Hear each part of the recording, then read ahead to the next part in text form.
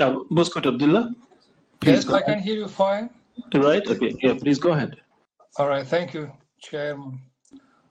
Thank you for inviting me to this important meeting organized by the International Institute for the Development of Scientific Cooperation, the Financial University under the government of Russian Federation, the Institute of Oriental Studies of the Russian Academy of Sciences, the Alexander Gorchakov Public Diplomacy Fund, and the publishing house Moskovsky Komsomolets. Unfortunately, I'm unable to attend in person, but I will deliver my speech from the distance from Stockholm, hopefully without any technical glitches.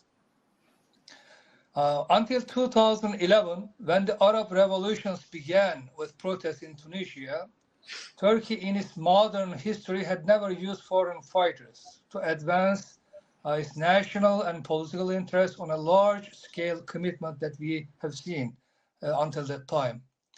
Historically, it had adopted a policy of severely limiting its engagement with proxy groups in foreign wars, focusing instead on protecting the mainland in Asia Minor and in its immediate neighborhood. It's very much limited operations. Turkish limited military engagements with proxy armed groups in northern Iraq were primarily confined, for example, to combating this Kurdistan Workers' Party organization for decades, if that counts as a proxy engagement. Similarly, empowering proxies in Cyprus to create a buffer zone to protect Turkish Cyprus from the violent clashes between 1960 and 1974, when Turkey eventually intervened militarily, was another instance of such very much controlled engagement using the proxy groups. We observed similar proxy involvement during the Azerbaijani and Armenian conflict following the Soviet Union's breakup, and later in the Bosnian War in the 1990s. There was also a limited deployment of an armed group against Armenian Asala groups in Europe. However, all these instances were highly restricted and primarily involved Turkish-aligned groups, particularly far-right factions affiliated with the Nationalist Movement Party in Turkey, which has been under the control of the Turkish intelligence agency MİT for decades. By the way, it is no coincidence that Şenkal Atasögün, the former head of the Turkish intelligence agency MIT, is now the chief advisor to this Nationalist Party MHP leader Devlet Bahçeli, and he has been effectively shaping the party's policies behind the doors. But a major shift we have witnessed occurred in 2011. Then Prime Minister Recep Tayyip Erdogan, now is the president, he saw an opportunity to not only use Turkish elements, but also foreign fighters to advance his political agenda aimed at toppling Arab regimes and replacing them with Islamist government primarily aligned with the Muslim Brotherhood ideology, sometime with the involvement from the violent extremist group as well, as we have seen in Libya and Syria. Erdogan first experimented with this new strategy after he has been in power for almost a decade, starting with Libya, following the NATO-backed operation that ousted Muammar Gaddafi. Turkish intelligence armed, funded, and provided logistical support to Islamist groups in Libya. The paramilitary group Sadat is a military contractor headed by the Erdogan's chief military advisor Adnan Tanrıverdi, who passed away recently. That organization was used to train Libyan fighters in various capabilities such as sabotage, combat, infiltration, and suicide attacks. Meanwhile, the International Humanitarian Relief Foundation, IHH, the largest so-called charity entity in Turkey, which is very much connected to the Turkish intelligence, was used to transport arms with the ships under the guise of humanitarian aid. In Egypt, Erdogan followed the same suit with a different tactics. He capitalized on the popular protests that led to the removal of Hosni Mubarak, aiming to install a Muslim Brotherhood figure in power. Mohamed Mursi's election campaign was in fact on the ground supported by the Turkish intelligence, with a key involvement from Erdogan's chief campaign manager, Erol Olçak. By the way, a Circassian guy who has been very much operative of the Turkish intelligence. He was engaged in a covert operations abroad. When Mursi was later deposed by a military coup in 2013, Erdogan also helped mobilize violent protests in Cairo for months. However, the large scale of foreign fighters' engagement by the Turkish government was the most evident in Syria, Turkey's southern neighbor. Turkish intelligence facilitated the movement of foreign nationals into Syria via Turkey, transporting them to the border so they could join the fight. A key operative in this effort was Ibrahim Shen, a high-ranking Al-Qaeda figure in Turkey, previously detained by the Americans on the Afghanistan-Pakistan border, later transported to the Guantanamo Bay, but he was later released and returned to Turkey in 2005. So the Turkish intelligence in 2011, when this Arab revolution started and engulfed Syria, they tapped this guy as a key operative to bring the fighters to the Syrian theater. As Syrian conflict escalated, he was coordinating jihadist operation, recruiting foreign fighters, and facilitating their entry into Syria, all under the watch and the help of the Turkish intelligence and other government agencies. Initially, the unrest in Syria, it was a peaceful protest, but later turned into violence fueled by the fighters transported from Libya, by the way, by the Turkish intelligence to Syria. Soon, foreign fighters from various parts of the world, including Chechens from Caucasus and Russia, Uyghurs from China and Central Asian countries, as well as recruits from Arab countries and Europe, flooded into Syria. And the Turkish intelligence is simply facilitating their travel. The main faction supported by the Turkish intelligence in Syrian war, the civil war, was actually the Nusra Front, the Al-Qaeda affiliated group, later rebranded, renamed as Hayat Tahrir al-Sham under the recommendation of the Turkish intelligence. And its leader, Abu Muhammad al-Jolani, real name now we know Ahmed al-Shara, was actually a long-time asset of the Turkish intelligence MIT. In fact, Hakan Fidan, now the Turkish foreign minister, but who headed the MIT for over a decade between 2010 and 2023, publicly admitted to maintaining close ties with Jolani for years during an interview with a French television a couple of months ago.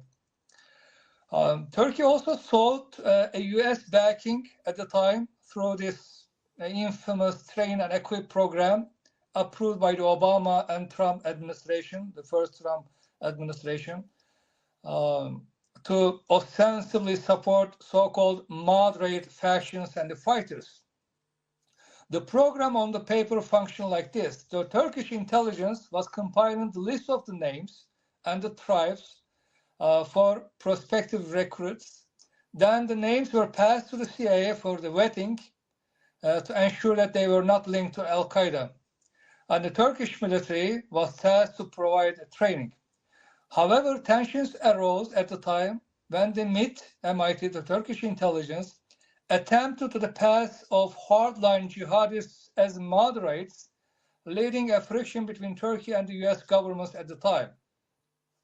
That friction also spilled over in Turkey between the Turkish military and the Turkish intelligence. Because the Turkish military didn't want to train Al-Qaeda affiliated groups passed by the intelligence, and the US eventually, as we all know, abandoned the program, while the Turkish military chose to establish in its own separate independent foreign fighter units, bypassing the MIT's proposed groups. In fact, Semih Terzi, the high-ranking deputy commander of the Turkish Special Operation Forces, the main muscle in the Turkish army. He oversaw this initiative. He was distrustful of the MIT. He excluded the agency to avoid unwittingly collaborating with hardcore jihadists. And this decision actually led to his assassination during the 2016 coup attempt, which is a false flag operation orchestrated by the Turkish intelligence. In fact, despite a nationwide flight ban at the time on July 15, 2016, Terzi was summoned to Ankara and the Erdogan government granted special clearance for his flight to transport him. He was executed upon arrival in Ankara. So the important obstacle was removed by the Turkish intelligence. The intelligence also brought foreign fighters from Syria into Turkey, by the way, before 2016, the false flag coup attempt to incite street violence, particularly in Istanbul, to make this operation credible in the public eyes. It is definitely no coincidence that many jihadist terrorist attacks in Europe and Russia, by the way, particularly those attributed to Islamic State, have links to Turkey. Many attackers spend time in Turkey before traveling to Syria to join the conflict and later return to their home countries or other countries to stage terror attacks. Now that the Turkish strategy appears to have paid off, with the Hayat Tahrir al-Sham leader Jolani asserting control over parts of Syria, Turkish intelligence has become further emboldened. A recent report I published in my news outlet, Nordic Monitor, revealed that MIT has actually vetted a select group of the foreign fighters for potential operations abroad to further Erdogan's political agenda. These groups are highly compartmentalized, operate on a cell-based formula, and serve as a contingency forces for when and if Turkey wishes to send a message to its foreign partners. Why is Turkey pursuing this strategy? That is the main question. Several factors, I will say, explain this approach. For one, using proxies provides plausible deniability for Turkey. By relying on foreign fighters instead of direct military intervention, Turkey avoids diplomatic repercussions, overt pressure, economic sanctions, legal complications internationally, and military retaliation. Second, this is a highly cost-effective and proven tactic for decades. Hiring and supporting proxy fighters is significantly cheaper than deploying a national army in military operations. Ideologically motivated fighters require less investment in training, equipment, and a long-term care, like a pension fund. For instance, Turkey has been paying Syrian fighters they sent to Libya for $1,500 to $2,000 per month for them to operate in Libya on behalf of the faction that Turkey has been supporting, with lower wages for those deployed in Syria. So the fighters in Syria are actually getting less salary than the ones in Libya. The third reason is this strategy permits the Erdogan government to project power strategically. President Erdogan extends his influence beyond Turkey's borders without actually officially deploying and committing the Turkish military. The fourth reason, I will say, this approach provides the Turkish intelligence with a valuable local knowledge and operational flexibility. It helps the spy agency to gather intelligence and information in a foreign territory with much ease, because the foreign fighters are much more familiar with the culture and the terrain, allowing them to blend in more easily with the local populations and navigate conflict zones effectively. Finally, and the last and perhaps not least one, perhaps the most importantly, I will say, Erdogan uses proxies and the foreign fighters to advance his ideological and religious influence across the world. His ambition is to strengthen his political Islamist project through military means when it's carried out via proxy forces. In conflict zones like Syria and Libya, these groups operate as armed fighters, while in Europe, Central Asia, and North America, Turkey actually deploys a different tactics. They also employ foreign groups and proxies, but with a more subtle approach, using, for example, non-governmental entities under the guise of community work, charitable work, or any other kind of activity. President Erdogan frequently glorifies foreign fighters in Syria, Libya, Palestine, portraying them as resistance heroes and fighters, while condemning Europe and other countries, for example, for Islamophobia, when his proxies face crackdowns in those countries. Why Erdogan using this narrative? Because it helps him position himself as sort of a leader of the Muslim world, a kind to today, you could say, a modern day caliph. He has openly boasted about Turkey's involvement in conflicts from Libya to the Caucasus, reinforcing his image as a powerful and influential figure with the global Muslim community. So with that, I will stop. Perhaps we can go deeper in the Q&A session. Thank you for having me.